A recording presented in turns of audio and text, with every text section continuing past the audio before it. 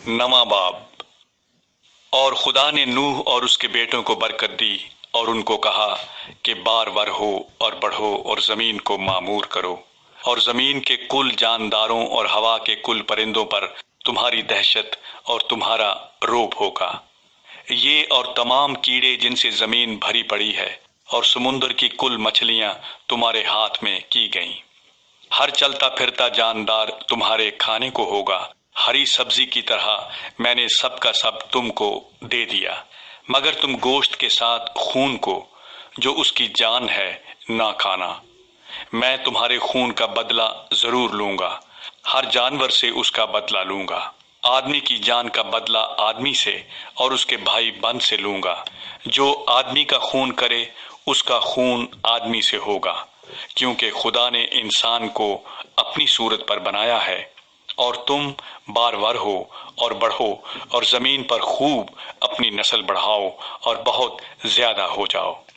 اور خدا نے نوح اور اس کے بیٹوں سے کہا، دیکھو میں خود تم سے اور تمہارے بعد تمہاری نسل سے اور سب جانداروں سے جو تمہارے ساتھ ہیں، کیا پرندے، کیا چوپائے، کیا زمین کے جانور، یعنی زمین کے ان سب جانوروں کے بارے میں جو کشتی سے اترے عہد کرتا ہوں۔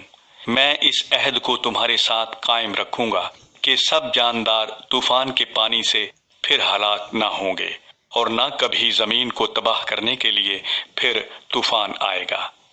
اور خدا نے کہا کہ جو عہد میں اپنے اور تمہارے درمیان اور سب جانداروں کے درمیان جو تمہارے ساتھ ہیں پشت در پشت ہمیشہ کے لیے کرتا ہوں، اس کا نشان یہ ہے کہ میں اپنی کمان کو بادل میں رکھتا ہوں، وہ میرے اور زمین کے درمیان عہد کا نشان ہوگی۔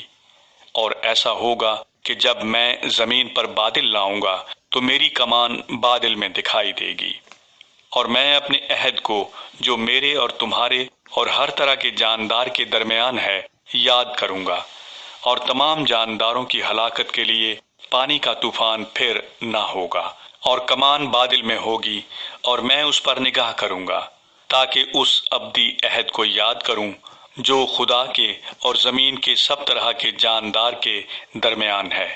پس خدا نے نوح سے کہا کہ یہ اس عہد کا نشان ہے جو میں اپنے اور زمین کے کل جانداروں کے درمیان قائم کرتا ہوں۔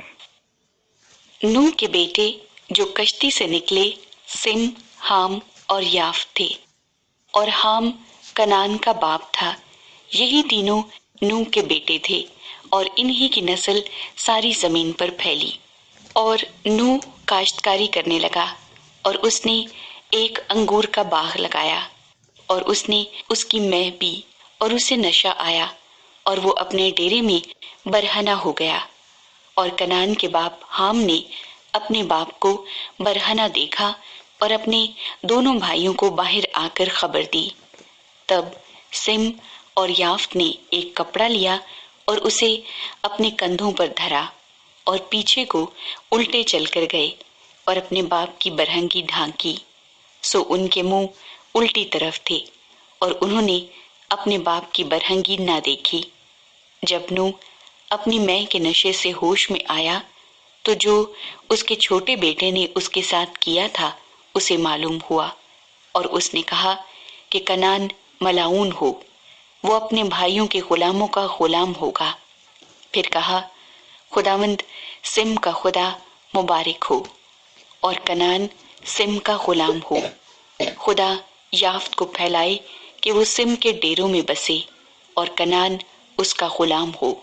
اور طوفان کے بعد نوح 350 برس اور جیتا رہا، اور نوح کی کل عمر 950 برس کی ہوئی، تب اس نے وفات پائی۔